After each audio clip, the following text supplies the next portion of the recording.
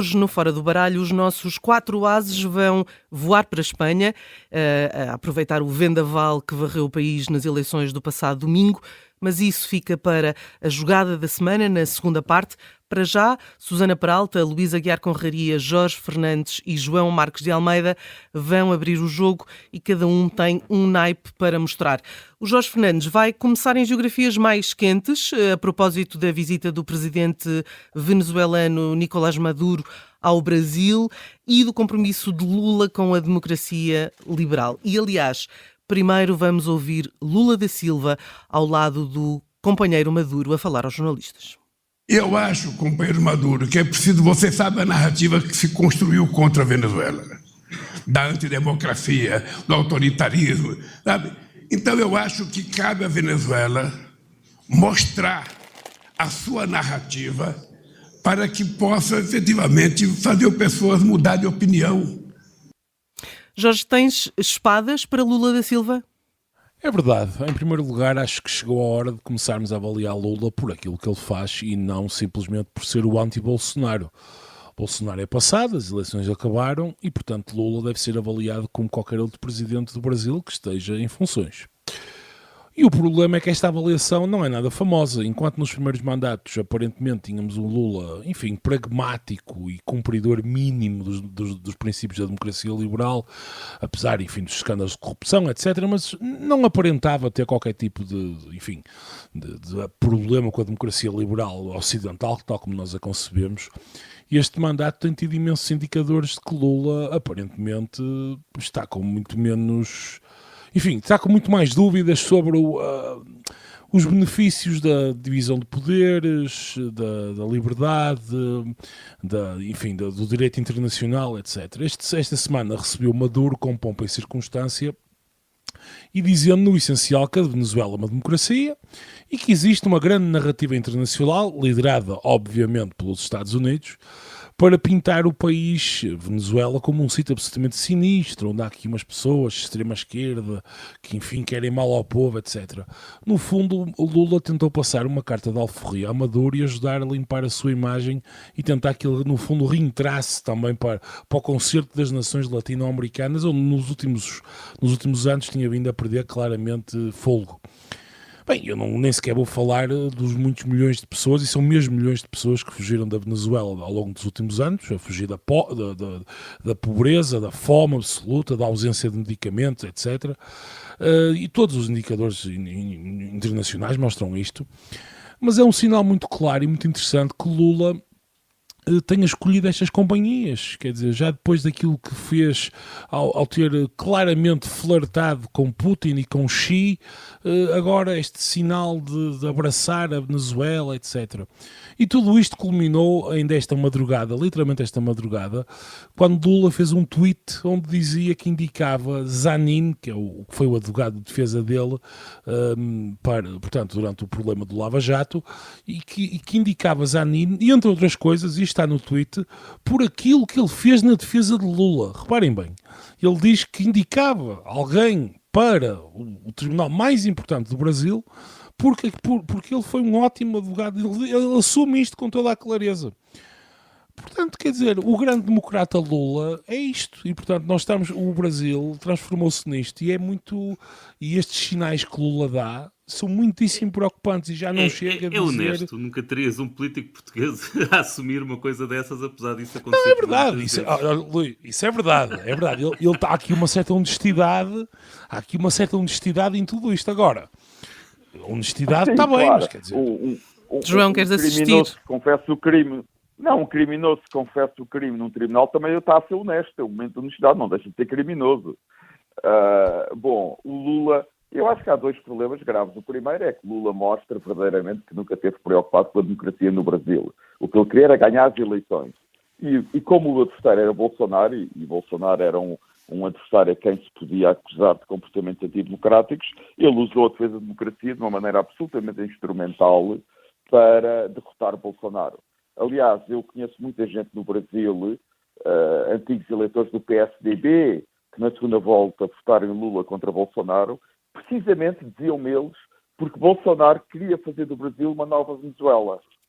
Hoje, obviamente, estão mais do que arrependidos, quer dizer, não estão arrependidos se têm Lula, porque nunca votaram em Bolsonaro, mas estão muito preocupados com o que Lula pode representar para o Brasil e com os 4 anos de governação de Lula.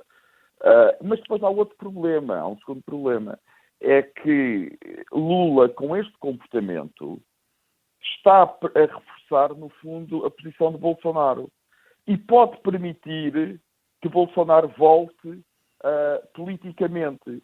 E isso é dramático porque o Brasil não sai deste confronto de radicais e de radicalismos que vão enfraquecer a sua democracia. Não há dúvida nenhuma sobre isso. E, portanto, quanto mais radical for Lula, mais difícil será para o espaço da direita no Brasil arranjar um candidato moderado para substituir Bolsonaro e afastar Bolsonaro da política brasileira. E estas coisas preocupam-me bastante em relação ao futuro do Brasil. Além de que me preocupam muito os 4 anos de Lula como presidente. Este exemplo que Jorge deu, quer dizer, escolher o advogado para o Tribunal Federal é uma coisa verdadeiramente espantosa, extraordinário. E, portanto, quer dizer, Lula não consegue distinguir já neste momento os seus interesses pessoais dos interesses nacionais do Brasil. Isso parece-me claro. E, além disso, não se esqueçam, Celso Amorim, que é hoje o principal conselheiro de Lula, e a pessoa com que ele mais fala, deu uma entrevista, declarações ao Financial Times de hoje, em que volta a acusar o Ocidente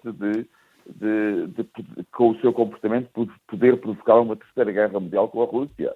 Quer dizer, a Rússia, de repente, parece ser a vítima da guerra na Ucrânia, que é uma coisa verdadeiramente extraordinária. Vamos mudar de tema. Luís Aguiar Conraria, tens copas para o Governo? Criou um programa para tratamento com bombas de insulina de última geração para as 15 mil pessoas com diabetes tipo 1, com indicação para que estes sistemas comecem a ser recebidos ainda este ano. Para o Governo, para o Ministério da Saúde, e eu sou testemunha do empenho do Ministro da Saúde, Manuel Pizarro, neste assunto em concreto. Já agora, não são 15 mil, portanto, o que se prevê são 15 mil bombas, mas as pessoas têm diabetes tipo 1, isto não confundir com a diabetes que 1 milhão de portugueses têm. O mais comum. Que é mais comum, que é tipo 2. Portanto, haverá cerca de 30, 35 mil pessoas em Portugal com diabetes tipo 1. O que se prevê é que para metade delas seja este tratamento com esta nova bomba seja adequado. E eu acho que esta estimativa é conservadora para os custos parecerem mais baixos do que na realidade serão, porque acho que quem já experimentou estas bombas, e é o meu caso, porque eu tenho uma filha que tem diabetes tipo 1, isto faz uma diferença tão grande nas nossas vidas que eu tenho quase a certeza absoluta que no espaço de poucos anos isto chegará às 30 mil pessoas e não às 15 mil. Queres explicar como é que funciona? Quando de facto se olha para os custos, isto parece tão assustador que penso que pondo lá 15 mil em vez de 30 mil, se calhar parece mais fácil ou mais razoável do ponto de vista financeiro. O que se passa é que as pessoas têm diabetes tipo 1 sempre que comem, isto é sempre que comem ao pequeno almoço, ao almoço, à meia da tarde, à meia da manhã, sempre que comem têm de dar uma injeção de insulina. Injeção, ou seja, é mesmo com uma agulha, portanto é espetar uma seringa no corpo, agora há umas canetas, mas é isso, é uma agulha e injetar. E idealmente também iriam medir o açúcar que têm no sangue para calcularem bem qual é a quantidade de insulina que devem dar. Mas isso reconheço que já poucos farão, porque também é massacrar demasiado o corpo. E depois vieram as bombas de insulina que tornaram tudo isto mais fácil. Permitem estar, a bomba de insulina está ligada ao corpo e, portanto, sempre que um diabético quer comer, vai à bomba de insulina, dá instruções para dar insulina e já está. Apenas tem de mudar de catéter 3 em 3 dias. Mas as novas bombas, as últimas bombas que foram aprovadas em Portugal para há cerca de ano e meio, 2 anos, são mais inteligentes do que isto e substituem as pessoas.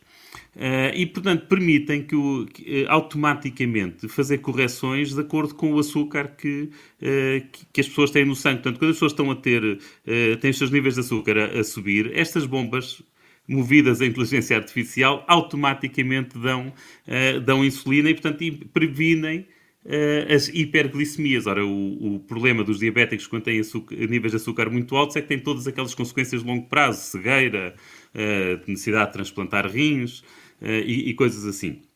E por outro lado, quando os valores caem, os valores do açúcar caem, as bombas de insulina interrompem a administração, estas bombas de última geração interrompem a administração de insulina e, portanto, conseguem evitar as hipoglicemias, estas quebras do açúcar. Portanto, isto veio facilitar imenso a gestão, veio permitir que estes valores extremos, de valores muito altos e muito baixos, sejam automaticamente corrigidos pelas bombas, que fazem um trabalho muito melhor do que nós. E, por acaso, eu tive essa experiência esta semana, porque a bomba da minha filha estragou-se. E, portanto, durante 2 ou 3 dias eu tive de regressar ao sistema antigo. E bastou ter de regressar ao sistema antigo para ontem já não ter dormido nada, porque às 2 da manhã estava com uma hiperglicemia, tive de lhe dar insulina. E depois, como dei insulina a mais, às 4 da manhã estava com uma hipoglicemia, tive de lhe dar sumo. E a minha vida era isto, e foi isto durante muitos anos. Durante 4 ou 5 anos, em que diria que 3, 4 vezes por semana eu tinha de me levantar 2 vezes, ou 2 ou 3 vezes à noite para tratar dela. E com esta nova bomba isto desapareceu. Eu posso... E pronto, deixa-me só Desculpa, aqui sim, concluir. termina, Luís, termina, desculpa. Só aqui Eu sei concluir. que tinhas Portanto, acabado. neste momento, estas bombas já são fornecidas pelo Sistema Nacional de Saúde, mas são fornecidas a muito poucas pessoas. Outras pessoas, como eu, pagam-nas e, portanto, compram-nas fora do SNS e custa mais de 300 euros por mês. Portanto, isto não tem acesso. Poucas pessoas têm acesso a isto, felizmente eu tenho. E portanto, este programa que permite alargar a toda a gente, e espero que no prazo de 4, 5 anos seja alargado a toda a gente, acho que é mesmo muito bem-vindo, e quem a tem sabe bem que elas são custo-efetivas, portanto, valem claramente o dinheiro que se pagam. João? João Marcos de Almeida. Eu queria assistir o Luís, mas queria dizer uma coisa. Acho que se é verdade que o Governo está preocupado em gastar mais e anunciou 15 mil em vez de 30 mil, acho que isto é o género, é o caso típico em que a despesa pública é bem gasta, deve haver despesa pública, e sinceramente acho que o Governo devia gastar e as 30 mil e ajudar qualquer pessoa que tem este problema, porque, quer dizer, é isto que compete verdadeiramente a um governo, é ajudar pessoas com estas dificuldades, e é para estes casos que os governos devem usar a despesa pública. Seguramente que a despesa pública é muito mais mal usada e não é por passar de 15 para 30 mil que as contas públicas vão ter algum problema. Não é muito rapidamente, eu queria só dizer que o Luís Aguiar Correia tem sido uma voz, escreveu várias vezes sobre esta questão da diabetes tipo 1 e da importância destas bombas, e eu acho que isto é muito importante de assinalar pelo seguinte, ou seja, sempre que nós temos pessoas com voz no espaço público que falam na primeira pessoa, neste caso, enfim, no caso, a filha do Luís, que é menor, e por isso, como ele aqui disse, ela que acorda de noite, etc., acerca dos seus problemas de saúde e outros, isto é um ótimo exemplo e isto mostra a importância da representação, ou seja, muitas vezes estes problemas que no fundo são estatisticamente pouco significativos, ou seja, e que não ficam muitas vezes no silêncio, e termos vozes públicas com a peso da do Luís a fazer este trabalho também, enfim, eu gosto de acreditar que contribui, é muito importante para a sensibilização, não deixar estes problemas, e a doença tem um grande estigma na nossa sociedade, e não deixá-la na sombra. E pronto, e então deixava aqui este elogio ao meu colega daqui da mesa de cartas. Jorge.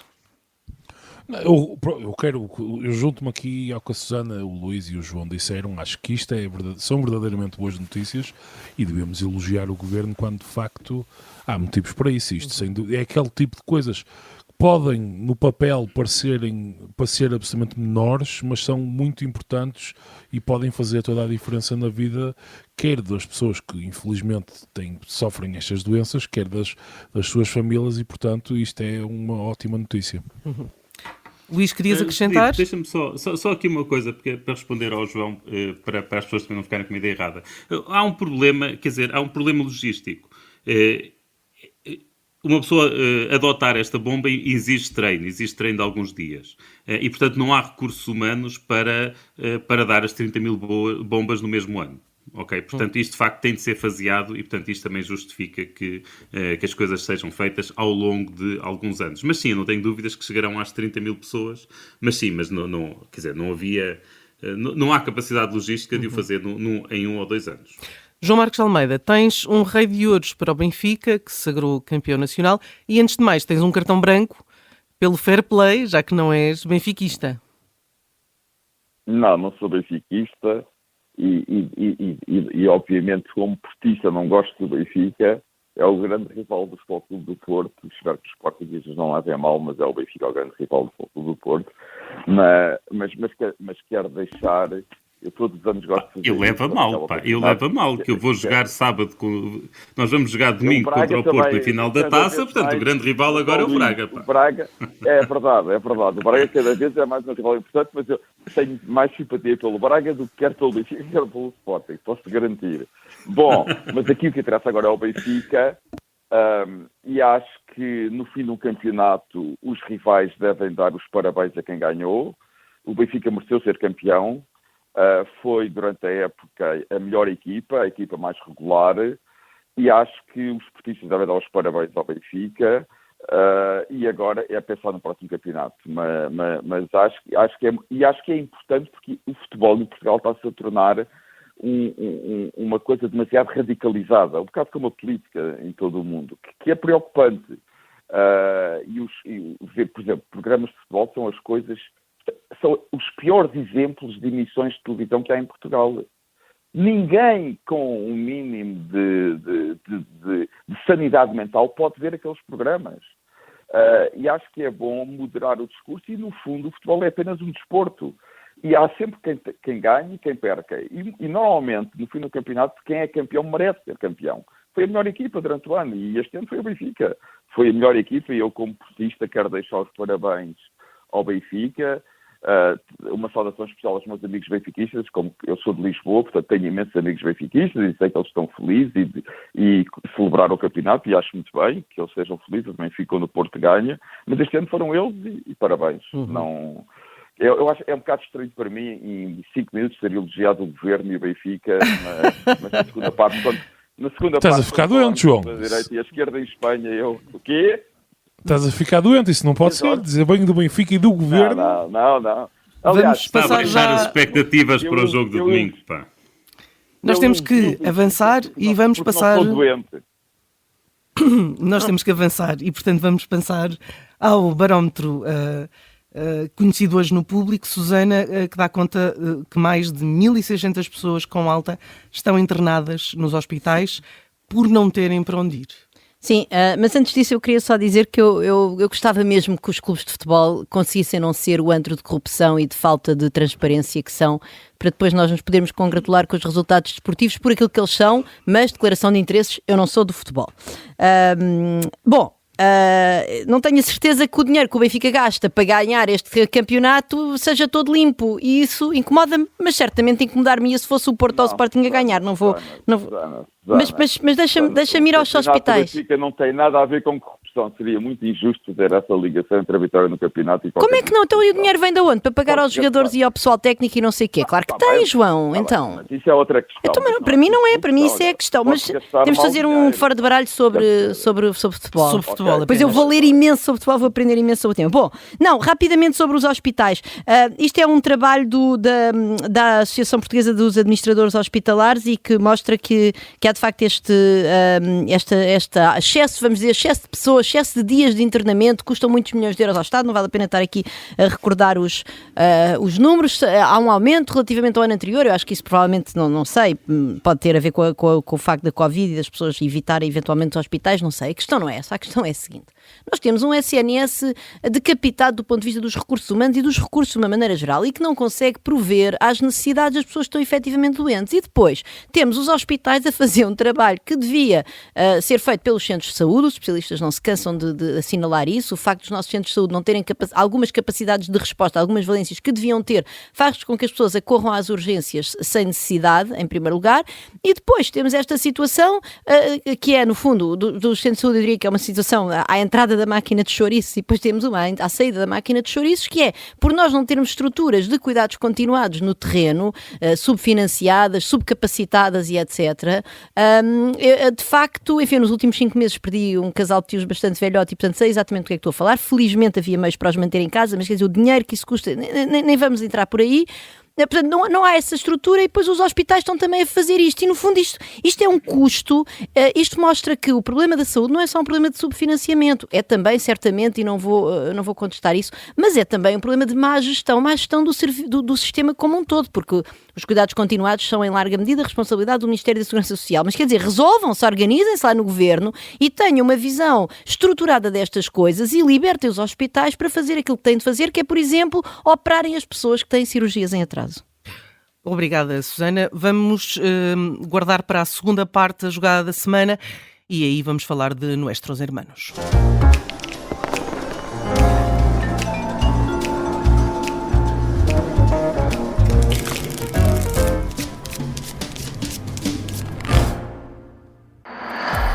As pessoas iam para lá jogar a dinheiro.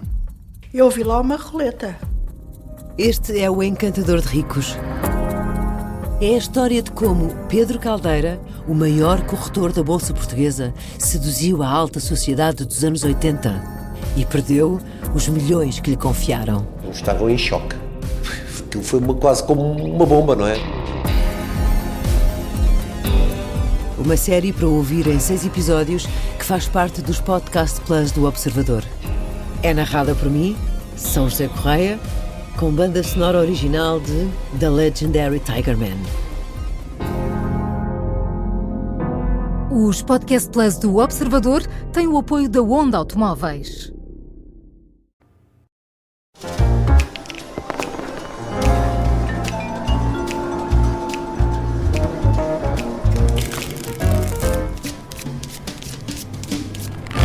Fala-se em descalabro do Partido Socialista Espanhol e do primeiro-ministro Pedro Sánchez nas eleições municipais e regionais de domingo e de como o PP arrasou e multiplicou o poder territorial. Jorge Fernandes, moras em Espanha, tens um olhar privilegiado para nos falares deste castigo pesado ao PSOE. Nas 12 regiões que foram a votos, o PP governa agora 9, teve maioria absoluta em Madrid. Sánchez é o rosto desta derrota? Sim, quer dizer, não é inequívoco que Sánchez e o PSOE tiveram uma enormíssima derrota, não há nenhuma dúvida sobre isso. O PP conseguiu ter uma grande vitória, que aliás foi maior do que eles próprios estavam à espera e que levou Sánchez a antecipar as eleições. Bem, há aqui várias dimensões de análise que têm que ser feitas. Em primeiro lugar, há vários motivos, no fundo, que explicam esta derrota, não é? Há 3 grandes motivos. Em primeiro lugar, há o motivo do ciclo político, quer dizer, que é uma coisa absolutamente evidente e normal, e nós estamos a ver isso também em Portugal. No fundo, o governo de Sánchez está no poder há 5 anos, não é? E, portanto, há um desgaste natural da imagem das pessoas, das políticas, etc. E é um desgaste que acontece a governos de esquerda e a governos de direita. Portanto, sob esse ponto de vista, é expectável que no meio do ciclo político haja uma penalização de quem está no poder. Portanto, isso é o normal. Em segundo lugar, Sánchez foi fortemente penalizado, inclusive por gente dentro do seu próprio partido. Penso que foi ontem que saiu uma entrevista com o Filipe González, em que, no fundo, existe alguma preocupação dentro daquele PSOE mais clássico, mais herdeiro daquela social-democracia com origem nos sindicatos, etc., etc., em que, portanto, preocupado com a deriva que nos últimos 5 anos o partido teve por necessidades puramente de manter o governo. O Pedro Sánchez, quando chegou ao poder em 2018, cruzou uma linha vermelha que nunca tinha sido cruzada antes ao fazer uma coligação formal com partidos independentistas, coisa que nunca tinha acontecido. Houve sempre governos, por exemplo, Zapatero teve governos minoritários e que faziam acordos pontuais, mas não passavam disso. Portanto, não havia ministros de partidos independentistas, por um lado, e, acima de tudo, Sánchez é penalizado, fortemente penalizado, pelo acordo com o Podemos, porque há uma noção, mais ou menos, acho que é consensual, de que o PSOE deixou-se arrastar muito para a esquerda e deixou-se enredar num conjunto de lutas identitaristas, se podemos dizer assim, que são representadas muitíssimo bem pela lei trans, enfim, e agora mais recentemente por esta lei do solo si es si, enfim, uma lei que trata de questões sobre sobre a penalização de abusadores sexuais e que resultou, por problemas legislativos, resultou na libertação de centenas de pessoas que tinham sido, inclusive, condenadas por crimes sexuais. E, aliás, essa situação mostrou, em março ou abril, mostrou claramente esta fratura dentro do próprio governo entre o PSOE mais moderado, digamos assim, e os radicalismos mais fortes do Podemos, quando Sánchez foi obrigado a, contra a vontade do Podemos e criando uma fratura dentro do governo, a coligar-se, enfim, no Congresso com o PP para emendar esta lei que o Podemos tinha imposto. E, portanto, o PSOE e Sánchez, especialmente, foram fortemente penalizados por isso e houve uma fraca mobilização da base eleitoral clássica do PSOE, que muita gente decidiu ficar em casa porque vê esta deriva esquerdista do partido e não ficou satisfeita e, portanto, foi uma penalização fortíssima e que não deixa grande margem para dúvidas. Sim. Susana, Sánchez fez aqui uma fuga para a frente ao antecipar as eleições que estavam marcadas para dezembro, para 23 de julho, antecipou-as para 23 de julho. É uma tática política de sobrevivência acertada? O que dizem os médias espanhóis é isso, não é? É que no fundo Sánchez temia que a erosão do seu capital político se fosse acelerando ao longo destes meses. É verdade que ele tem tido uns meses anteriores a estes difíceis e agora ainda com o elan da direita da vitória nas eleições autonómicas, no fundo ele temia que houvesse aqui um barulho mediático gigantesco à volta disto e ele assim condicionou a agenda mediática. Portanto, essa parece ter sido a intenção de Sánchez e é isso que os média espanhóis dizem em uníssono. Mas quer dizer, agora, se isso é ou não é uma tática ganhadora, para já, eu acho que o Jorge é mais competente do que eu para avaliar isso. Ainda é cedo, talvez. E eu acho que nós também nunca vamos saber, não é? Porque o contrafactual disto, ou seja, faltam vários meses. Por outro lado, é preciso também lembrar que daqui a um mês, exatamente, a Espanha assume a presidência da União Europeia e, portanto, é provável que isso, enfim, que haja algum debate em torno disso. Espero eu, enquanto europeísta, que haja algum debate em torno e que no fundo não estejam completamente fechados no debate interno das eleições. E, portanto, avaliar, chegados ao outono, o contrafactual daquilo que teria sido, senão eu acho que é quase impossível, mas enfim, o Jorge é mais competente do que eu para... Não vão estar completamente fechados dentro do debate nacional. Não, o que é catastrófico, claro, não é? O que é perfeitamente catastrófico. Não, mas eu, por acaso, eu posso falar uma coisa, eu aqui, quer dizer, discordo um bocadinho da Susana e do Jorge, e o Jorge implicitamente, a Susana um bocadinho mais explicitamente. Eu acho que o Sánchez fez muito bem em antecipar as eleições. Eu não disse que ele não fez bem, sim, João. Eu sei. Sim. Mas eu acho que eu sou ainda mais afirmativo. Eu acho que ele fez muito bem, mas acho que surpreendeu toda a gente. E foi um ato de... E atenção, quer dizer, eu sou muito crítico do Sánchez, não gosto do Sánchez e espero que ele perca as eleições. Não há qualquer dúvida. Eu por acaso não estou... Mas eu sei que tu não, mas eu sim. E eu agora estou a falar para mim. Eu quero que ele perca as eleições. Mas eu acho que ele teve coragem. Acho que ele teve coragem política. E eu acho que a coragem é uma virtude em política. E estou longe de ter a certeza qual é que vai ser o resultado em Espanha. Ao contrário do que muita gente diz, eu não acho que é absolutamente evidente que o PP ganhe as eleições. Eu tinha essa pergunta aqui para o Luís.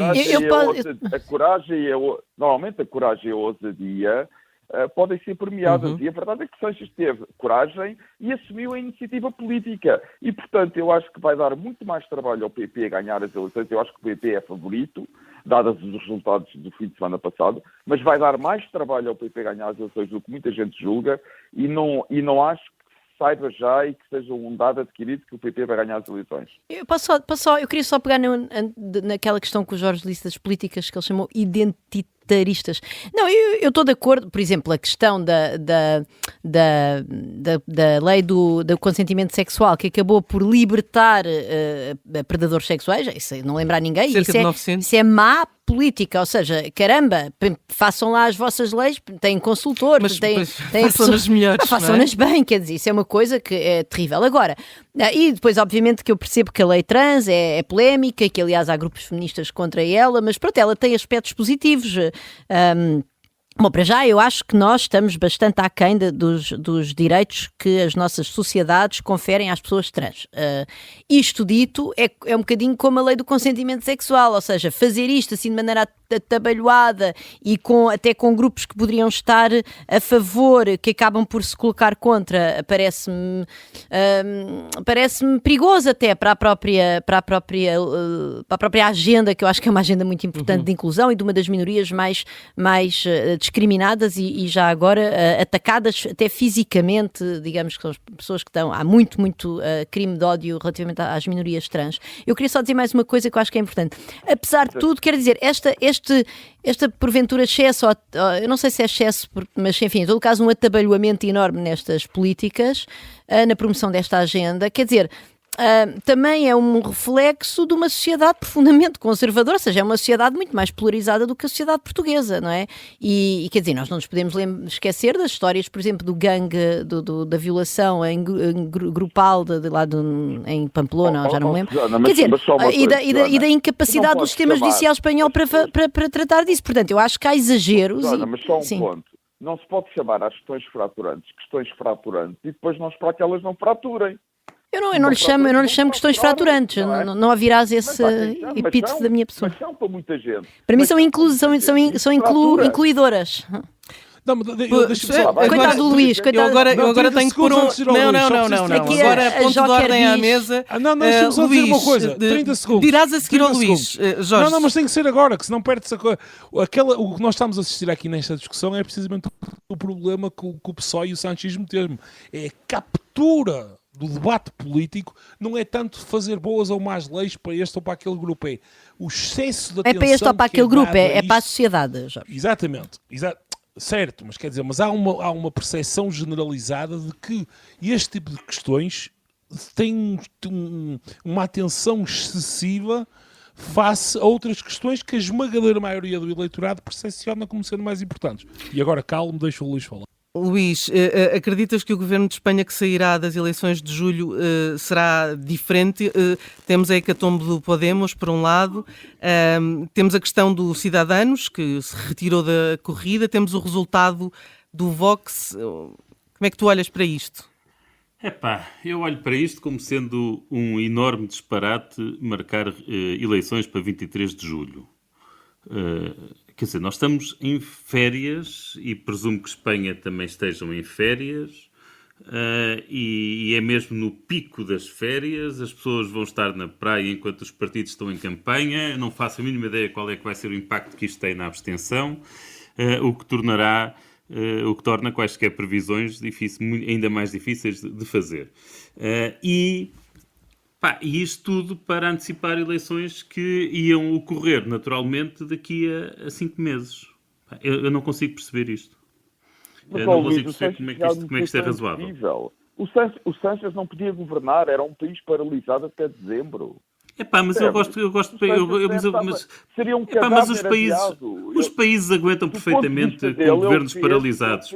Não, João, nisso nós estamos em desacordo. Nisso nós estamos em desacordo. Eu acho que os países aguentam perfeitamente governos paralisados. Nós tivemos um governo paralisado. Nós tivemos o orçamento este ano, foi para aí em junho ou uma coisa assim do género. Depois das últimas eleições, demorou não sei quantos meses. O meu ponto é, também, mas é o meu. Do Sánchez, ele fez bem em fazer isto. É só isso. Está bem, mas isso é do ponto de vista do Sánchez, só que eu não estou... Está bem, só que eu não quero saber do ponto de vista dele, João, eu não quero saber do ponto de vista do Sánchez. Eu não quero saber do ponto de vista dos Sánchez. Acho isto inadmissível. Acho absolutamente... Quer dizer, também seria se do ponto de vista do Sánchez fosse adequado marcar as eleições para o dia 1 de janeiro, na passagem de ano, ou para o dia 25 de dezembro, no dia de Natal, eu também seria contra, mesmo que para ele fosse bom. Quer dizer, passa da paciência, estamos a falar do pico do verão, estamos a falar, as pessoas vão estar deslocadas, vamos estar em campanha eleitoral, isto não faz sentido nenhum. Luís, até tu compreendes que há uma diferença entre 25 de dezembro e 23 de julho, calculo eu. Entendas isso. Sim, tu também acho que entendes o que é uma hipérbole e o que é sarcasmo e ironia, não é? Parem, vocês, tu e o Jorge passam a vida a tratar as minhas ironias, os meus sarcasmos, como se eu estivesse a defender literalmente aquilo. Claro que eu não estou a dizer isto, é uma hipérbole. Pronto, deixa-me continuar. Sim, Portanto, sim, Luís, conclui, por favor. Acho isto perfeitamente absurdo, marcar eleições para esta altura e ainda por cima estamos a falar de 5 meses. Epá, se estivéssemos a falar daqui a 2 anos, pronto, ainda valia a pena. Agora isto, não entendo. O que eu gostaria que saísse destas eleições, caso o PP ganhe, é que a esquerda facilite um governo do PP sem o Vox. E espero que isto sirva, e caso isto aconteça, espero que isto sirva de lição ao Partido Socialista em Portugal. Nós já vamos aí, Porque não vamos gastar essa cartada já, porque tenho isso preparado aqui para vocês depois. Deixa-me só olhar para esta questão do Vox. Falavas do Vox, através de acordos com o PP, pode chegar a mais governos regionais. Eu tenho pena que isso aconteça. Acho que faz sentido que os partidos democráticos se entendam de forma a manter não democráticos fora dos governos. O Sánchez já tinha proposto isso na altura do Pablo Casado, como se recordam, não é? De se abster, no governo já não me lembro qual, Castilha e León, era uma qualquer, para abster-se para viabilizar um governo sem o Vox, mas exigiu em troca que ele rasgasse os outros acordos, todos que já tinha com o Vox, e aí a senhora Ayuso, não é verdade? Mas concordam que este PP... Estes acordos têm de ser feitos para o futuro. Não dá agora para incluir os acordos do passado. Concordam que este PP não tem um constrangimento em relação à Vox? Tem menos do que tinha com o Casado, isso parece-me evidente. Essa foi a luta interna dentro do PP, não é? Foi por isso que o Casado foi à vida dele. Desculpa, Jorge. Eu acho que esta questão eu concordo com o Luís, acho que o cenário ideal seria um governo PP, se o PP ganhar, o ideal seria o PP completamente não dependente do Vox. Aliás, se o PP tivesse que ganhar, o ideal seria ganhar com maioria absoluta, porque assim libertar-se-ia definitivamente do Vox e poderia fazer uma política eventualmente até um bocadinho mais centrista. Agora, nesse cenário, que apesar de tudo acho improvável, acho que o PP não quer dizer, eles nem vão pensar 2 vezes, acho que isso é uma não questão, eles fazem uma coligação com o Vox e pronto, é o que é. Judite, posso dizer uma coisa sobre esta questão toda? Que é os populismos radicais. Quer dizer, e nós temos que nos lembrar que eles apareceram, quer à esquerda, quer à direita. O populismo radical não é um problema de direita. É um problema da esquerda e da direita, como nos lembramos. Aliás, de certo modo, começou à esquerda nos países do Sul, com a crise financeira do final da primeira década deste século, em Espanha com o Podemos, na Grécia com o Syriza. Sim, mas agora com a implosão do Podemos, isso fica mais ou menos arrumado, não? Pelo menos por uns tempos. Mas Luís, deixa-me só acabar. Eu acho que há aqui um ponto.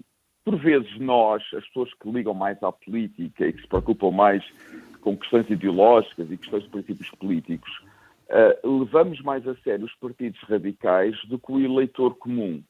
O que me parece que acontece na Europa, quer com os partidos mais radicais de esquerda, quer com os partidos mais radicais de direita, é que os eleitores comuns... Há uma curiosa mistura no eleitorado europeu, que é, por um lado, são moderados, não é? E se calhar por serem moderados não se assustam que um partido radical possa ir para o governo como partido minoritário. Como assim? E a verdade é que nós já temos tido vários partidos radicais no governo. À esquerda tivemos o Syriza na Grécia, que se moderou, portanto, no governo. À direita também tivemos o Podemos no governo em Espanha, não se moderou nesse caso. À direita temos um governo de direita populista no poder na Finlândia, como parceiro minoritário. Em Itália tivemos quer um governo de esquerda radical, o Movimento 5 Estrelas, quer agora um governo da direita populista de Meloni no poder. Portanto, eu acho que estas coisas vão acabar por acontecer. E aqui o ponto é, o eleitorado vai penalizá-los ou não. E, portanto, estes partidos têm 2 hipóteses.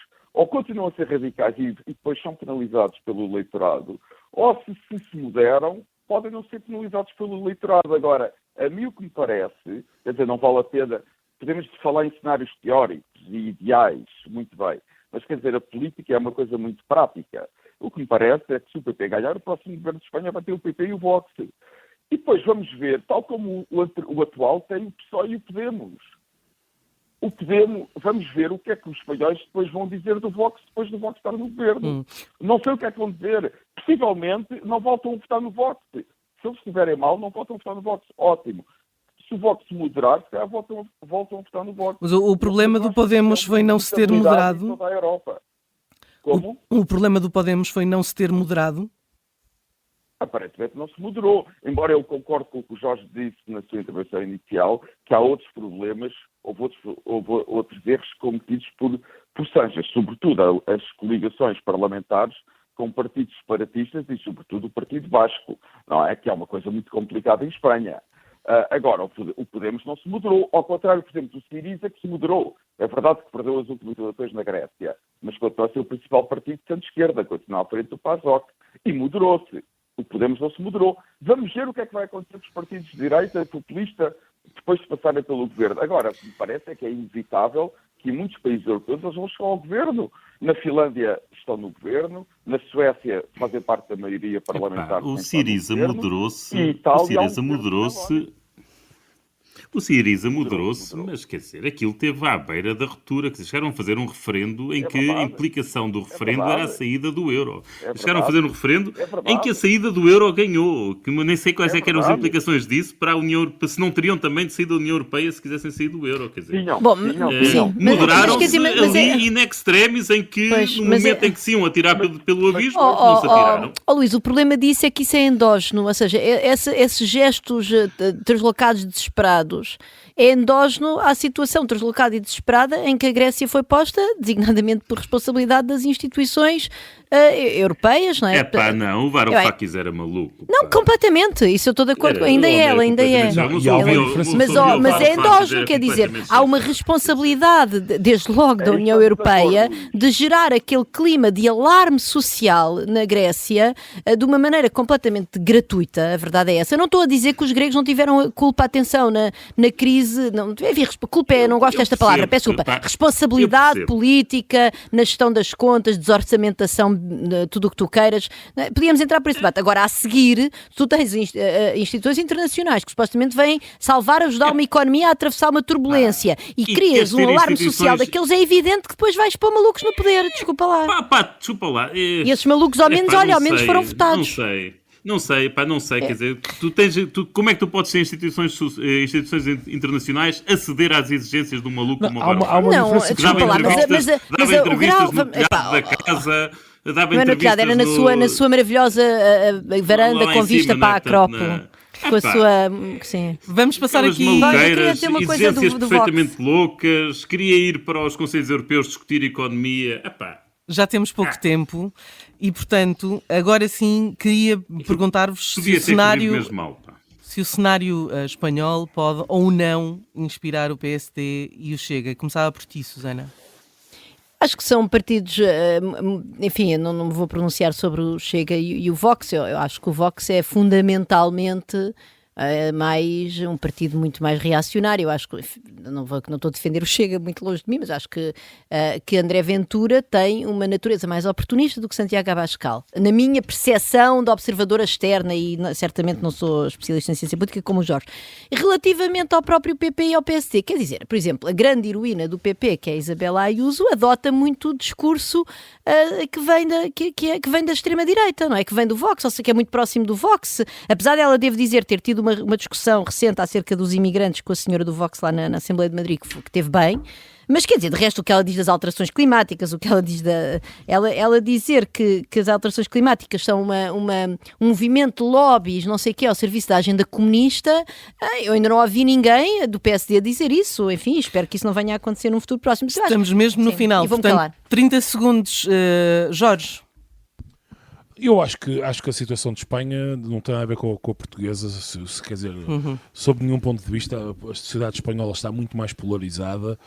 Os dois blocos, o bloco da esquerda e o bloco da direita, têm muito menos vasos comunicantes, mesmo sob o ponto de vista eleitoral, e aquilo que a Susana disse sobre o Vox e o Chega é completamente verdade. Certo. O Chega é um partido clássico de um empreendedor, neste caso Ventura, que é um oportunista, enquanto o Vox tem uma componente orgânica, mesmo nos quadros mais baixos baixos e regionais, e há ali um acreditar, mesmo do seu ponto de vista, digamos, Fica cada vez menos tempo para os teus companheiros. Ok, então eu deixo por aqui, mas portanto a minha resposta é que não há qualquer tipo de ligação entre Portugal e Espanha sobre este ponto. Luís, rápido.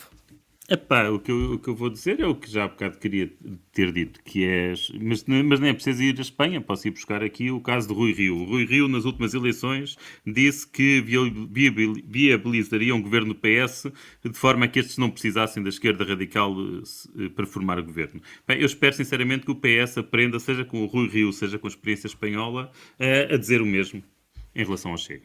Jorge. E eu já falei sobre isso, quer dizer... João. Eu também concordo que o Vox é um partido mais ideológico e mais radical em termos ideológicos que o Chega. O Chega é um partido de mais de natureza populista, oportunista, demagógica do que o Vox, claramente. Agora, curiosamente, e é uma grande questão para o Chega, após as eleições europeias, se eleger deputados europeus como se prevê, o Chega e o Vox podem acabar no mesmo grupo no Parlamento Europeu. Certo. E, de certo modo, seria a boa decisão do Chega, porque é melhor estar no grupo dos conservadores onde está o Vox do que estar no grupo da ID, onde está o partido de Marine Le Pen e a AfD. Certo. Mas vamos ver qual será a escolha do Chega. Ficamos por aqui. Para a semana há novo Fora do Baralho. Até lá.